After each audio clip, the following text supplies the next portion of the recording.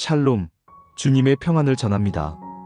오늘은 포로의 시대가 끝난 뒤 무너진 신앙을 다시 일으켜 세운 한 사람, 에스라, 회복의 지도자 이야기를 나눕니다. 그는 화려한 전쟁 영웅이 아니었습니다. 기적을 일으킨 선지자도 아니었습니다. 하지만 그의 손에는 하나님의 말씀이 있었고 그의 무릎에는 회개의 눈물이 있었습니다. 한 나라를 다시 말씀으로 세운 조용한 부흥의 불씨였습니다. 이야기는 바벨론 포로에서 귀환한 백성들의 시대에서 시작됩니다. 그 한 사람이 말씀으로 민족을 일으켰습니다. 말씀으로 백성을 다시 세울 사람, 바로 에스라였습니다. 오늘 우리는 그 부흥의 이야기를 따라가 보려 합니다. 영상 시작 전 구독과 좋아요는 영상 제작에 큰 힘이 됩니다. 그럼 에스라 영상 시작하겠습니다. 시대적 배경 포로의 끝, 그러나 신앙의 공허. 이스라엘 백성은 바벨론 포로 생활을 70년이나 했습니다. 그 세월 동안 성전은 무너지고 예배는 사라졌습니다. 자녀들은 히브리어 대신 바벨론의 언어를 배우고 하나님을 섬기던 전통은 점점 잊혀졌습니다. 이제 페르시아 제국의 왕 고레스가 그들을 돌려보냈습니다. 예루살렘에 올라가 여호와의 성전을 다시 세우라. 이 조서로 인해 첫 번째 귀환이 시작됐습니다. 하지만 현실은 냉혹했습니다. 무너진 성벽, 무너진 공동체, 그리고 무너진 마음. 백성들은 돌아왔지만 여전히 하나님과 멀어진 상태였습니다. 그들은 성전을 재건했지만 말씀 없는 신앙, 방향 잃은 예배는 그저 형식이었습니다. 그때 하나님은 한 사람을 세우십니다. 그의 이름은 에스라, 에스라의 부르심. 말씀의 생명을 건 사람. 에스라는 제사장이자 학사였습니다. 그는 왕궁의 학문에도 능했지만 무엇보다 하나님의 율법을 깊이 연구한 사람이었습니다. 에스라 7장 10절. 에스라가 여호와의 율법을 연구하여 준행하며 율례와 규례를 이스라엘에게 가르치기로 결심하였더라. 이 말씀처럼 에스라는 공부하는 사람이 아니라 말씀을 살아내는 사람이었습니다. 그는 백성의 회복이 성전이 아니라 말씀으로부터 시작됨을 알고 있었습니다. 그는 하나님 앞에 이렇게 결심했습니다. 주님, 다시 말씀으로 이 백성을 세우게 하소서. 예루살렘으로의 여정, 믿음으로 걷는 길. 페르시아 왕 아닥사스다의 허락을 받고 에스라는 학사와 제사장, 그리고 약 5,000명의 귀환자들을 이끌고 예루살렘으로 향합니다. 그 길은 먼 여정이었습니다. 강을 건너야 했고 도적의 위험도 있었습니다. 하지만 그는 왕에게 군사나 보호를 요청하지 않았습니다. 에스라 8장 22절.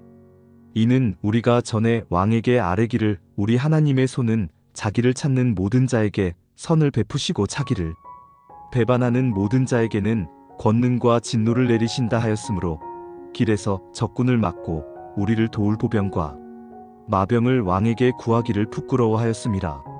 에스라는 그 말씀을 믿고 모든 무리를 금식시켜 하나님께 기도했습니다.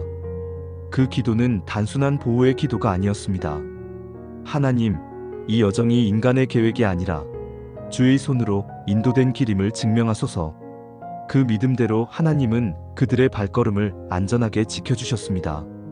예루살렘의 현실, 무너진 신앙의 벽, 오랜 여정을 마치고 예루살렘에 도착했을 때 에스라는 깊은 충격을 받습니다. 백성들이 다시 이방인들과 결혼하고 율법을 떠난 삶을 살고 있었던 것입니다. 그들은 포로에서 돌아왔지만 마음은 여전히 포로였습니다. 성전은 세워졌지만 그들의 예배에는 거룩함이 사라졌습니다.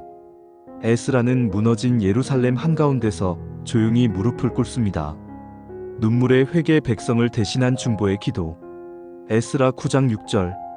나의 하나님이여, 내가 부끄럽고 낯이 뜨거워서 감히 나의 하나님을 향하여 얼굴을 들지 못하오니 이는 우리의 죄악이 많아 정수리에 넘치고 우리 허물이 커서 하늘에 미침이니이다.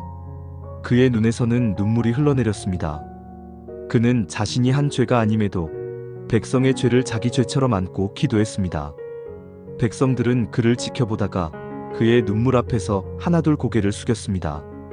에스라 10장 1절. 에스라가 하나님의 성전 앞에 엎드려 울며 기도하여 죄를 자복할 때에 많은 백성이 크게 통곡하며 이스라엘 중에서 백성의 남녀와 어린아이의 큰 무리가 그 앞에 모인지라. 그날 예루살렘에는 오랜 침묵 끝에 울음소리가 울려 퍼졌습니다. 죄의 회개, 하나님의 임재, 말씀의 회복. 그 눈물은 민족을 다시 일으키는 불씨가 되었습니다. 회복의 결단, 말씀으로 다시 서다.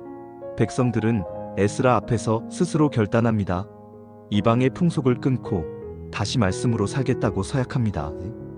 그들은 자신들의 잘못을 하나하나 인정하며 공동체 전체가 하나님의 언약 아래로 돌아왔습니다. 이것은 단순한 개혁이 아니라 말씀 중심의 영적 부흥이었습니다. 에스라는 그들을 향해 말합니다. 이제는 일어나라. 이는 너희가 해야 할 일이라. 강하고 담대히 행하라. 그 말은 백성들의 심장을 다시 뛰게 했습니다. 에스라의 리더십이 주는 교훈. 에스라의 회복은 눈에 띄는 기적이 아니었습니다. 그는 병자를 고치거나 바다를 가르지 않았습니다. 하지만 그는 말씀으로 무너진 세대를 다시 세웠습니다. 그의 리더십은 능력이 아니라 거룩함과 눈물이었습니다. 그는 백성을 꾸짖기보다 먼저 무릎을 꿇었습니다. 그는 명령하기보다 먼저 회개했습니다. 오늘 우리에게도 하나님은 그런 말씀으로 세우는 사람을 찾고 계십니다. 시편 119편 130절.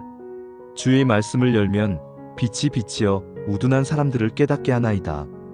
우리의 시대가 어두울수록 하나님의 말씀은 더욱 밝게 빛납니다. 말씀으로 가정이 세워지고 교회가 회복됩니다. 다시 말씀 앞으로. 에스라의 이야기는 오래된 역사가 아닙니다. 오늘도 하나님은 우리 각자에게 말씀하십니다. 너도 다시 말씀 앞으로 돌아오라. 시편 119편 105절. 주의 말씀은 내 발의 등이요 내 길의 빛이니이다. 무너진 마음, 식어버린 믿음, 잊혀진 헌신. 그 모든 것을 말씀으로 회복시키는 하나님. 에스라처럼 말씀을 붙들고 하나님께 돌아가는 한 사람이 되길 소망합니다. 샬롬.